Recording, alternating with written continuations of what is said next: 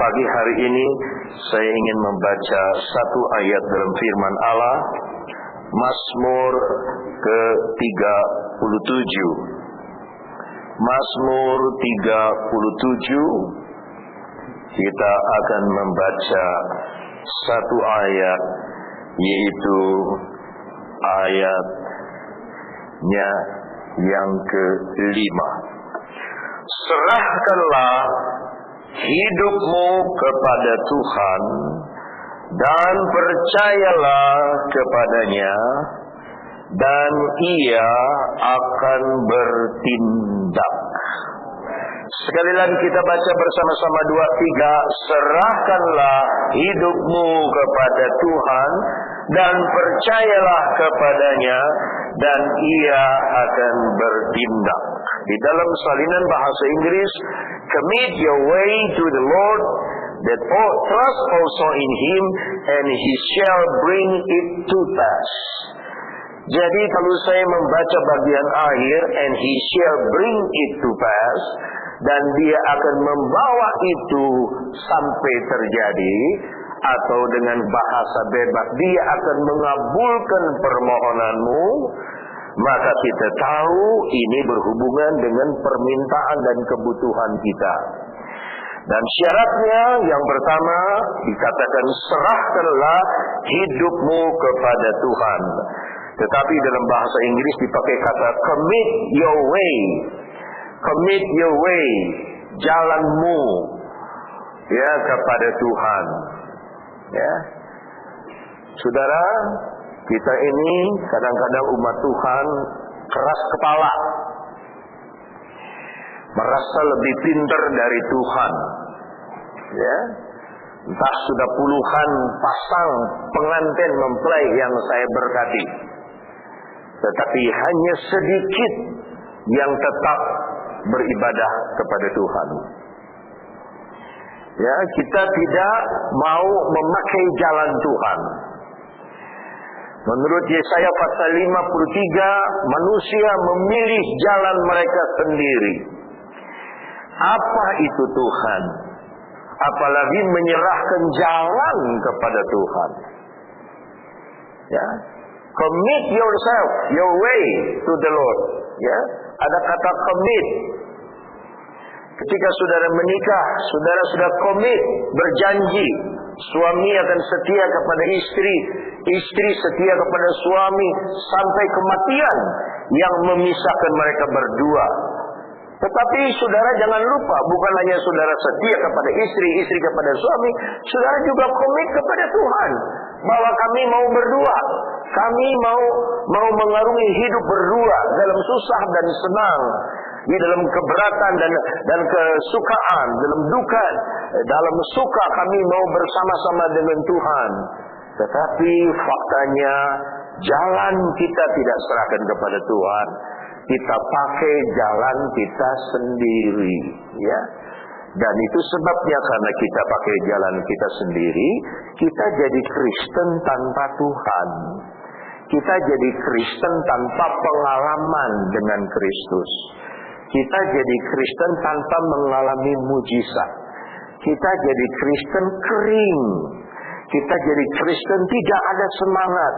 Ya, itu bukan salah Tuhan, karena jalan kita tidak serahkan kepada Tuhan. Nah, di dalam Alkitab saya akan mengajak saudara pegang dulu dengan tali Alkitab seperti ini, Mazmur 37. Kita buka contoh seorang nabi yang memakai jalannya sendiri, yaitu Nabi Yunus. Yunus pasal 1, Yunus pasal 1, dan kita akan mendengar khotbah dari mengenai Yunus ini.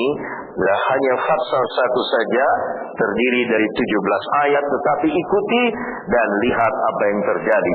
Datanglah firman Tuhan kepada Yunus bin Amittai demikian, bangun, pergilah ke Niniwe, kota yang besar itu, berserulah terhadap mereka, karena kejahatannya telah sampai kepadaku. Tetapi Yunus bersiap untuk melarikan diri ke Tarsis, jauh dari hadapan Tuhan. Saudara bilang jauh dari hadapan Tuhan, sama-sama jauh dari hadapan Tuhan.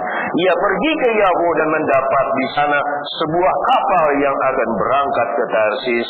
Ia membayar biaya perjalanannya, lalu naik kapal itu untuk berlayar bersama-sama dengan mereka ke Tarsis, sama-sama jauh dari hadapan Tuhan. Tetapi Tuhan menurunkan angin ribut ke laut, lalu terjadilah badai besar sehingga kapal itu hampir terpukul hancur.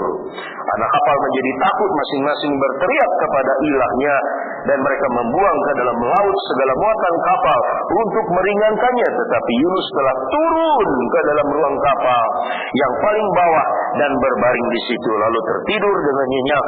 Datanglah nakhoda mendapatkannya sambil berkata, "Bagaimana mungkin engkau tidur begitu nyenyak? Bangunlah, berserulah kepada Allahmu. Barangkali Allah itu akan mengindahkan kita sehingga kita tidak binasa." Lalu berkatalah mereka satu sama lain, "Marilah kita buang undi supaya kita mengetahui karena siapa kita ditimpa oleh malapetaka ini." Mereka membuang undi dan Yunuslah yang kena undi. Berkatalah mereka kepadanya, "Beritahukan kepada kami karena siapa kita ditimpa malapetaka ini. Apa pekerjaanmu? Dan dari mana engkau datang? Apa negerimu? Dan dari bangsa mana engkau?" Sautnya kepada mereka, "Aku sedang seorang Ibrani. Aku takut akan Tuhan, Allah yang mempunyai langit, yang telah menjadikan lautan dan daratan." Orang-orang itu menjadi sangat takut dan berkata kepadanya, "Apa yang telah kau perbuat?" Sebab orang-orang itu mengetahui bahwa ia melarikan diri sama-sama jauh dari hadapan Tuhan. Hal itu telah diberitahukannya kepada mereka. Bertanyalah mereka, "Akan kami apakan engkau supaya laut menjadi reda, tidak menyerang kami lagi, sebab laut semakin bergelora?" Sautnya kepada mereka, "Angkatlah aku, campakkan aku ke dalam laut, maka laut akan menjadi reda dan tidak menyerang kamu lagi. Sebab aku tahu bahwa karena akulah badai besar itu menyerang kamu." Lalu berdayunglah orang-orang itu dengan sekuat tenaga untuk membawa kapal kembali ke darat. Tetapi mereka tidak sanggup, sebab laut semakin bergelora menyerang mereka. Lalu berserulah mereka kepada Tuhan, katanya, "Ya Tuhan, jangan kiranya engkau biarkan kami binasa karena nyawa orang ini, dan jangan engkau tanggung kepada kami darah orang yang tidak bersalah. Sebab engkau Tuhan telah berbuat seperti yang kau kehendaki." Kemudian mereka mengangkat Yunus lalu mencampakkan ke dalam laut, dan laut berhenti mengamuk. Orang-orang itu menjadi sangat takut kepada Tuhan, lalu mempersembahkan korban sembelihan bagi Tuhan serta mengikrarkan nazar. Maka atas penentuan Tuhan datanglah seekor ikan besar yang menelan Yunus, dan Yunus tinggal di dalam perut ikan itu 3 hari 3 malam lamanya. Mari saudara lihat ke depan. Ini Israel. Tuhan berkata, "Hei Yunus, pergilah ke Niniwe." Niniwe itu di utara. Pergilah ke Niniwe.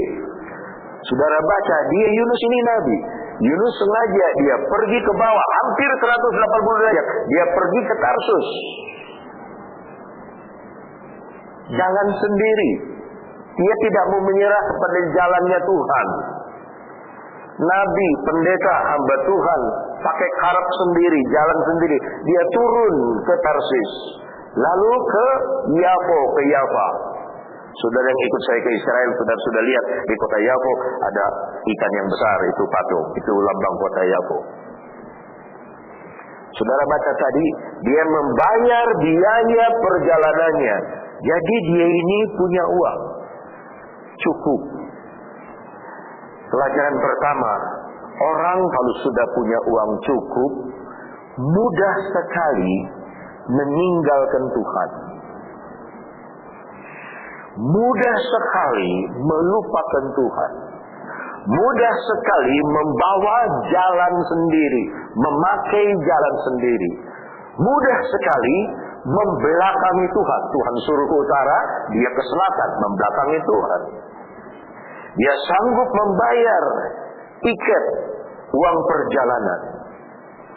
Zaman dulu kelas 1 itu paling bawah, saudara-saudaraku lihat lokasi tempat itu. Dia bayar, dia masuk di tempat yang paling bawah. Dia punya uang. Apa itu Tuhan? Apa itu gereja? Saya punya uang. Apa itu Tuhan kasih tugas saya ke sini? Apa itu family camp? Saya punya uang kok. Saya mau meninggalkan, saya mau membelakangi Tuhan. Dia suruh saya ke Niniwe. Lebih baik saya ke Tarsis. Lebih baik saya ke Yapo. Tarsis itu kota pelabuhan, bandar yang paling besar, banyak usaha perdagangan yang besar. Mengapa ke Niniwe? Padahal dia seorang hamba Tuhan, dia seorang nabi. Hati-hati, ya. Kita kalau tidak ada uang, tidak bisa hidup. Sama dengan ikan, tidak ada air, dia mati. Tetapi kalau kebanyakan uang, sama dengan ikan, kebanyakan air, banjir, dia juga mati. Jadi biarlah kita mohon kepada Tuhan, beri kepada kami berkat kami yang secukupnya. Kalau saudara merasa cukup, itu kaya. Orang kaya belum tentu merasa cukup. Tapi kalau saudara merasa cukup, itu adalah kekayaan yang sebenarnya. Kita baca terus bahwa Nabi Yunus ini setelah membayar biaya perjalanan, dia pergi. Itu saudara sudah baca sampai 3 kali. Jauh dari hadapan Tuhan. Tuhan itu maha, saudara. Dia maha baik. Dia maha kasih. Dia maha hadir. Dia maha kuasa.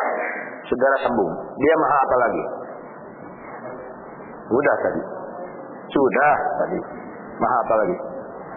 Maha kaya. Apa lagi? Udah maha baik. Sudah 4 kali bilang udah disebut lagi. Kenapa? Maha tahu. Apa lagi? Maha hadir. Apa lagi? Hah? Udahlah, maha pokoknya. Ya, maha murah, maha kasih, maha damai, maha kuasa, maha hadir, ya, maha mulia, maha kaya, maha baik, maha baik, maha baik, maha baik. Saudara bilang 4 kali maha baik dia. Nah, kalau Tuhan yang maha itu saudara jauhi, jauh dari hadapan Tuhan. Kalau dia maha baik, saudara jauhin. Yang saudara dapatkan yang tidak baik. Kalau dia maha kuasa, saudara jauhin yang saudara hadapi, alami yang tidak ada kuasa. Kalau dia maha suci, ya yang tidak ada yang ngomong maha suci tadi. Kalau dia maha suci, dijauhin, saudara akan melakukan yang tidak suci. Kalau dia maha kaya, saudara jauhin, saudara akan dapat perkara-perkara yang tidak enak.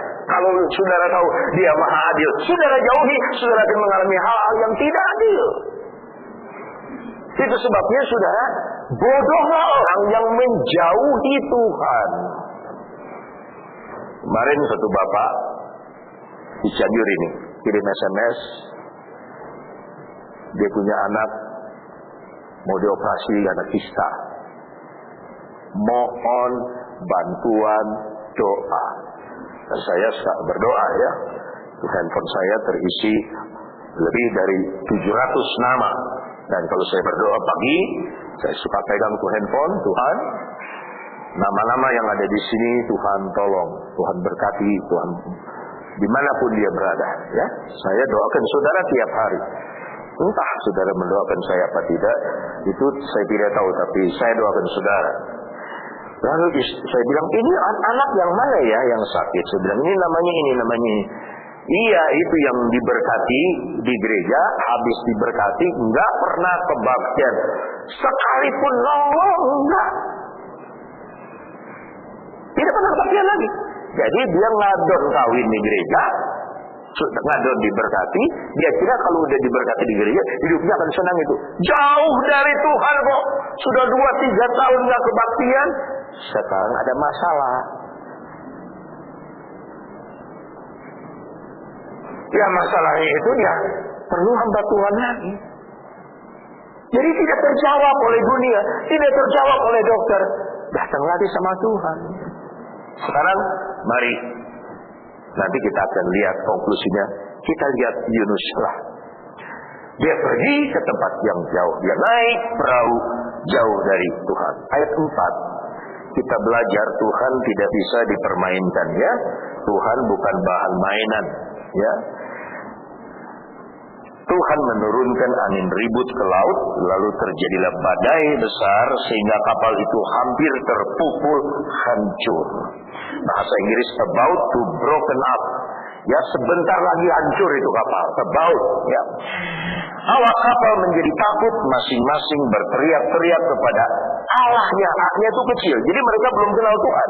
Mereka berteriak-teriak kepada doa, kepada dewa mereka, dan mereka membuang ke dalam laut segala muatan kapal untuk meringankannya. Tetapi Yunus telah turun ke dalam ruang kapal yang paling bawah dan berbaring di situ lalu tertidur dengan nyenyak. Ya, walaupun dia sudah salah, dia masih tetap hamba Tuhan. Tuhan kasih dia tidur nyenyak. Ya. Kemarin waktu ada gempa, wah, gempa seluruh kota Cianjur ribut keluar, saudara. Rumah-rumah goyang. Jakarta anak saya turun katanya udah gitu, bawa mobil keluar jalan-jalan karena dia tinggal di TA. Ribut semua. Ya. Cuman saya dan istri saya yang nggak tahu. Kami tidur nyenyak. Tahu-tahu besok pagi, apa tante rumah tahu? Abang ribut, betul itu kaca cerai. Wah, kita pengerja takut semua. Ya, kita tidak tahu. Kita tidur nyenyak. Tuhan mengasihi, ya. Hamba Tuhan yang capek kecapean tidur nyenyak. Haleluya. Ya, kalau sampai bagaimana tidur nyenyak nanti roboh itu rumah bagaimana? Ya, begitu bangun kita sudah di surga. Haleluya, kalau tidur nyenyak, puji Tuhan, ya. Apa yang terjadi, saudara? Orang yang tidur nyenyak bisa dalam kehendak Tuhan, tetapi bisa juga di luar kehendak Tuhan. Ya, bisa juga. Jadi Yunus di luar kehendak Tuhan, dia tidur nyenyak. Datanglah nakoda mendapatkannya sambil berkata, bagaimana mungkin engkau tidur begitu nyenyak? Bangunlah, berserulah kepada Allahmu, barangkali Allah akan mengindahkan kita sehingga kita tidak binasa. Lalu berkatalah mereka satu sama lain, marilah kita buang undi supaya kita mengetahui karena siapa kita ditimpa oleh malapetaka ini. Mereka membuang undi dan Yunuslah yang kena undi. Pertama, mereka membuang muatan kapal. Mereka berlayar untuk membawa muatan kapal. Ini kan kekayaan. Ini kan bahan yang untuk dijual dan dibeli. Dibawa dari Tarsus ke pelabuhan lain. Itu cuma satu jalannya kapal. Sekarang karena mau mati, dibuanglah. Dibuang. Saudara-saudara, Tuhan bisa membuat kekayaan kita habis dalam satu hari. Tapi Tuhan bisa membuat saudara diberkati juga dalam satu hari. Jangan mempermainkan Tuhan. Jangan mempermainkan Tuhan. Ada orang yang sudah divonis sama dokter, bapak akan meninggal kurang lebih 1 bulan lagi. Orang ini karena orang kaya dipegang dokter. Saya sembah kamu. Saya sembah dokter. Asal you bisa sembuhkan saya. Saya sembah kamu.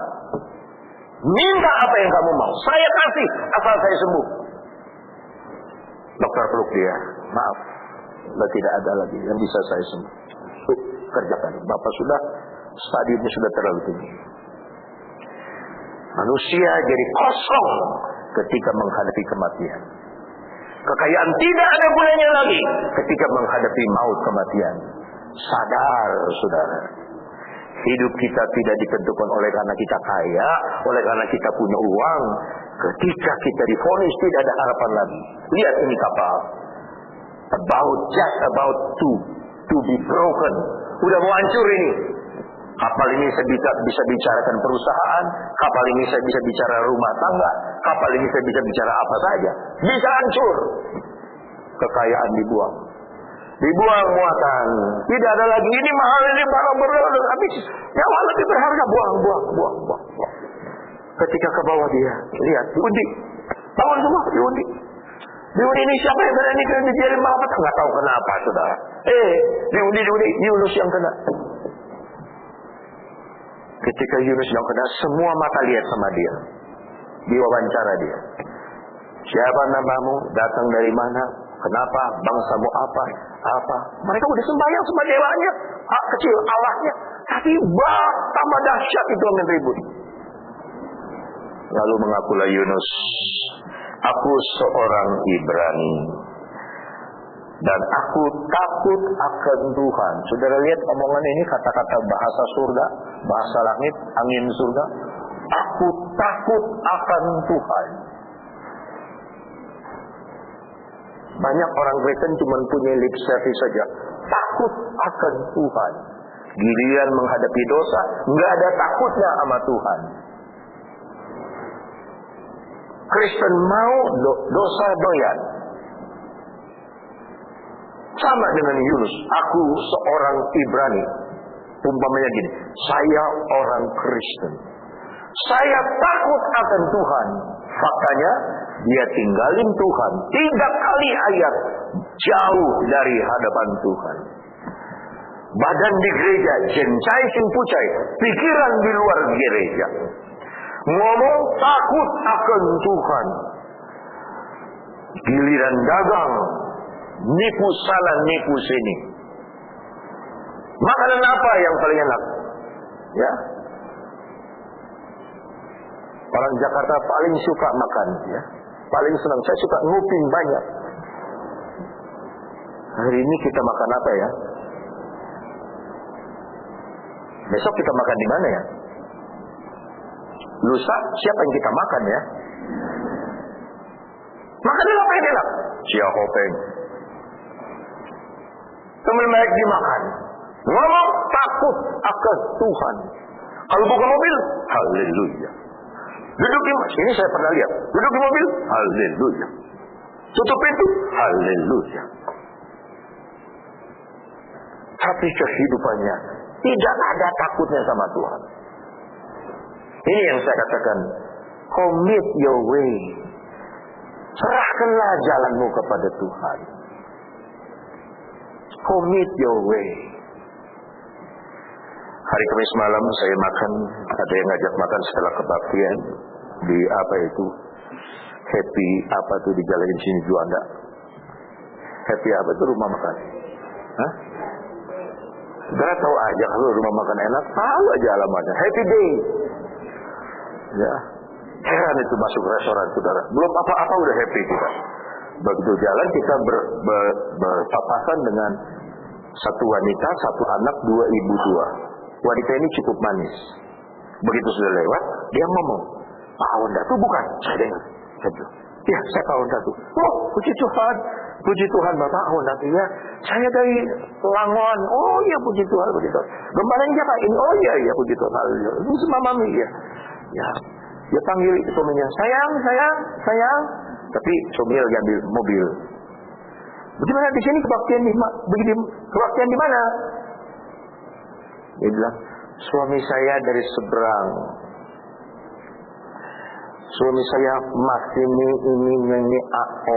turutnya O. Oh jadi masih kedar. Dia bilang masih kedar. Suami saya orang kedar, orang dari seberang. Kenal pendeta. Saya jemaat pendeta sana dulu. Sekarang seperti KTP bilang, agama turut suami. Suami saya masih kedar. Ditanya makanya ini Yunus dari mana? Saya orang Ibrani. Saya takut akan Tuhan, yaitu Allah yang mempunyai langit yang telah menjadikan lautan dan daratan. Karena ini orang masih dunia takut ayat 10. Orang-orang itu menjadi sangat takut, lalu berkata kepadanya, apa yang telah kau perbuat? Sebab orang-orang ini mengetahui bahwa ia melarikan diri jauh dari hadapan Tuhan. Hal itu telah diberitahukannya kepada mereka.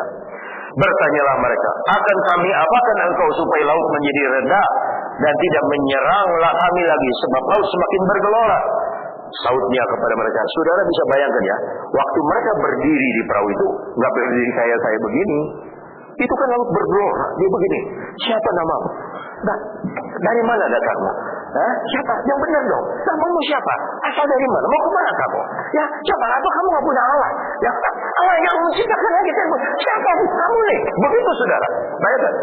Ya, jadi jangan saudara bayangkan. Itu si Nabi Yunus itu. Saya orang Ibrani. Saya takut akan Tuhan. Wah, orang-orang begitu.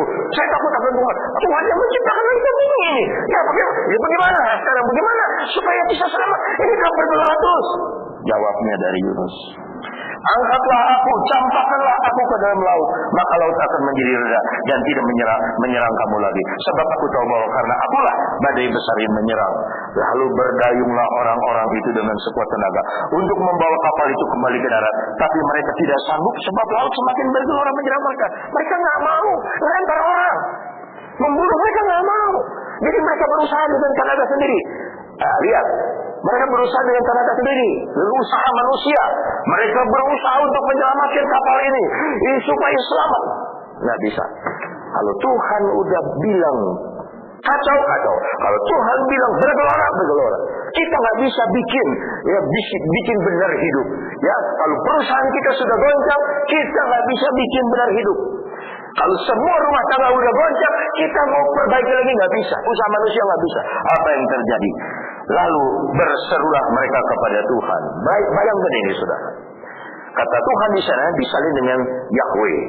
Lalu berserulah mereka kepada Yahweh, katanya, ya Tuhan, ya Yahweh, janganlah kiranya engkau biarkan kami binasa karena nyawa orang ini, dan janganlah engkau tanggungkan kepada kami darah orang yang tidak bersalah, sebab engkau Tuhan telah berbuat seperti yang kau kehendaki. Tadi dia berdoa kepada dewa. Dengan kejadian ini, satu perahu percaya yang berkuasa adalah Yahweh, Tuhan yang benar, Allah pencipta. Apa yang terjadi berikutnya? Kemudian seperti mereka mengangkat Yunus, lalu mencampakkannya ke dalam laut, dan laut berhenti mengamuk. Orang-orang itu menjadi sangat takut kepada Tuhan Yahweh, lalu mempersembahkan korban sembelihan bagi Tuhan, serta mengikrarkan nazar. Bahasa Inggris, wow, sumpah setia kepada Tuhan. Saudara tahu nggak? Persembahan kepada Tuhan itu adalah ucapan syukur kita kepadanya. Amin, saudara. Amin. Ya, jangan saudara dalam mempersembahkan persembahan itu asal saja memberi. Persembahan saudara maupun persepuluhan saudara itu adalah ucapan syukur saudara kepada Tuhan, dan saudara boleh mengucap janji, Tuhan, inilah yang saya berikan kepadamu. Bahkan persembahan tatangan orang Israel mendapat hasil gandum, dia harus tatang di hadapan Tuhan. Kadang-kadang mereka menatang dengan menyanyi, menatang dengan menangis, dan mengucap syukur. Tuhan, ini persembahan yang pertama, persembahan tatangan saya persembahkan untuk Tuhan. Terima kasih Tuhan untuk berkat-Mu. Tanah ladang saya berlimpah-limpah. Ini saya persembahkan karena semua datang dari Engkau. Semua datang daripada-Mu. Apapun yang ada sama saya, ada datang daripada-Mu. Apa padaku, ku dapat dari Bapa. Keadaanku semua dari Tuhan.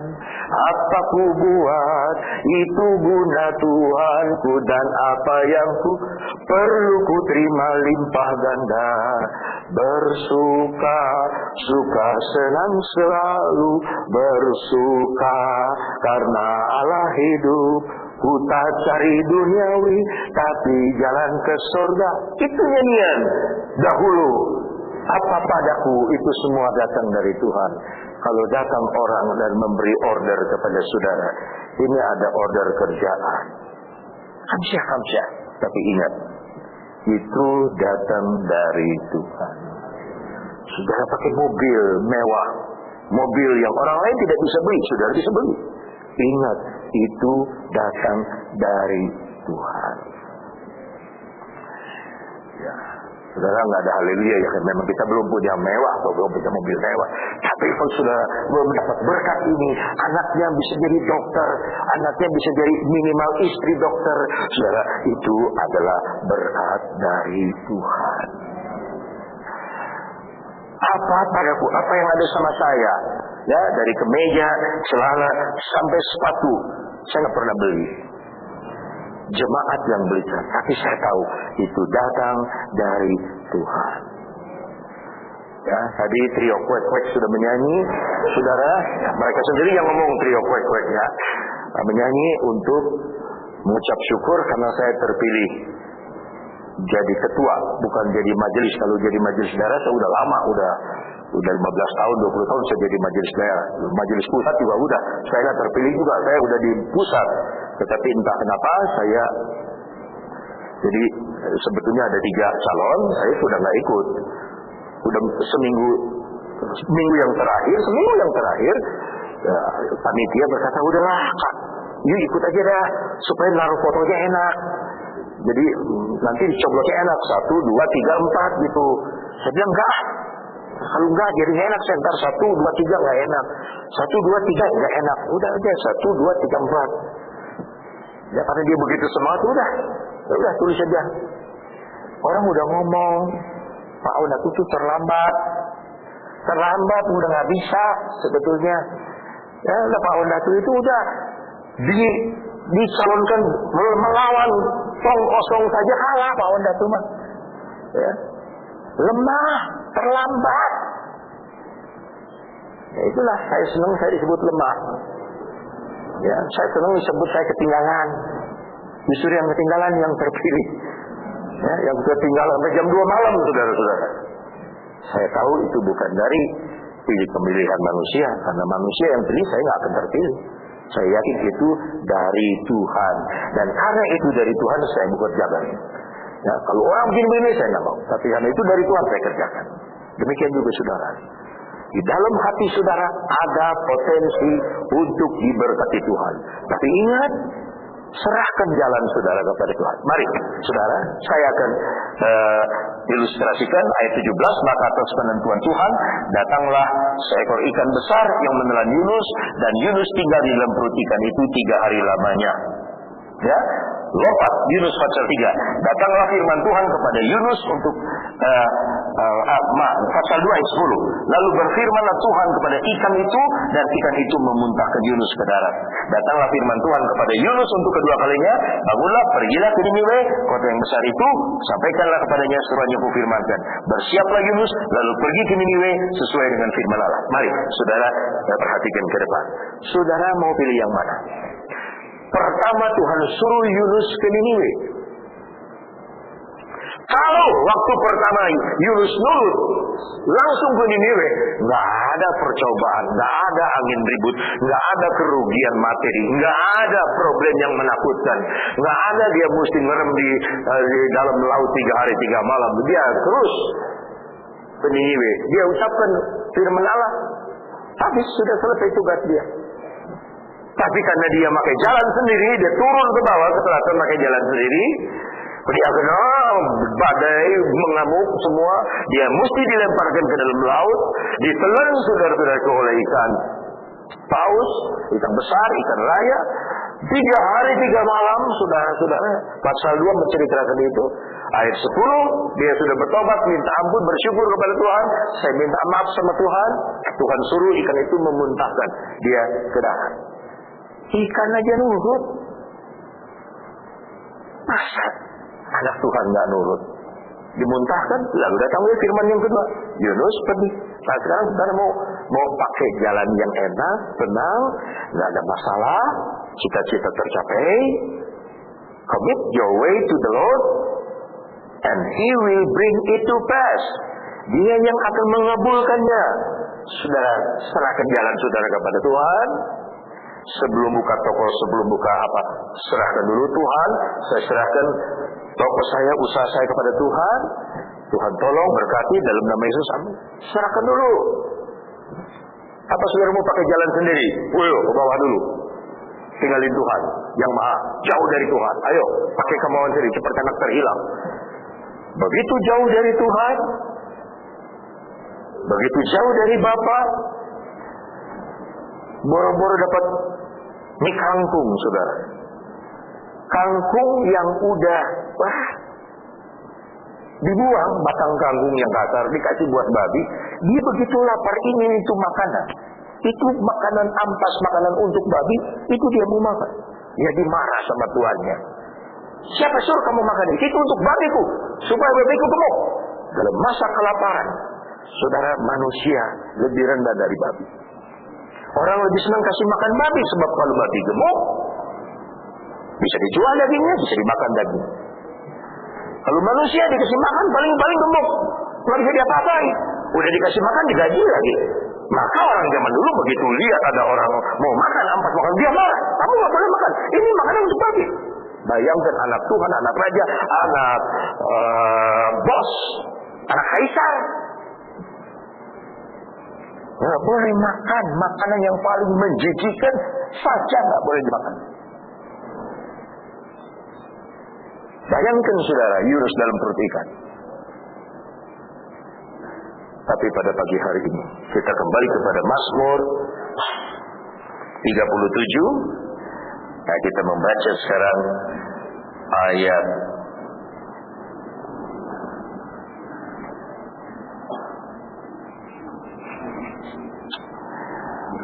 18. Tuhan mengetahui hari-hari orang yang saleh, dan milik pusaka mereka, bahasa Inggris warisan mereka, akan tetap selama-lamanya. Bisa bilang amin, haleluya. Saudara ngomong kiri kanan, kita punya warisan. Bilang kiri kanan, haleluya. Kalau ngomong warisan semangat dah ya. Semangat, puji Tuhan. Ayat 18. Tuhan mengetahui, the Lord knows the days of the upright. Tuhan mengetahui hari-hari orang yang saleh. Saudara, mari kita jadi orang yang saleh, bukan orang yang salah. Ya, kita jadi orang saleh, ya, puji Tuhan. Orang yang saleh, yang takut akan Tuhan, karena milik pusakanya tidak hilang sampai selama-lamanya. Sambung kepada Ayub pasal 1. Maju ke depan sebelum Mazmur itu Ayub. Ayub pasal 1. Puji Tuhan. Ayub pasal 1. Di dalam Ayub pasal 1, mari kita membaca. Ada seorang laki-laki di tanah Uz bernama Ayub. Orang itu apa? Saleh dan jujur. Ia takut akan Allah. Jadi bukan seperti Yunus cuma di mulut. Dan menjauhi kejahatan. Kalau Yunus menjauhi Tuhan, dia menjauhi kejahatan. Ia mendapat 7 anak laki-laki dan 3 anak perempuan.